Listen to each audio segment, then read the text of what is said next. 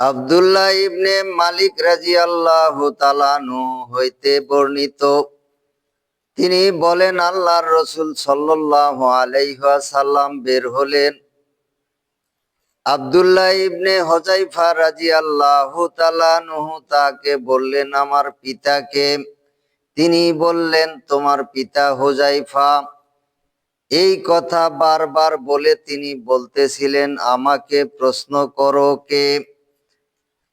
এই কথা শোনার পরে ওমর রাদিয়াল্লাহু তাআলা আনহু জানু পেতে বসলেন এবং বলতে লাগলেন, আল্লাহকে প্রতিপালক হিসাবে, মুসলিমকে দিন হিসাবে, রসুল সাল্লাল্লাহু আলাইহি ওয়াসাল্লামকে নবী হিসাবে পেয়ে আমরা সন্তুষ্ট চিত্রে মেনে নিয়েছি।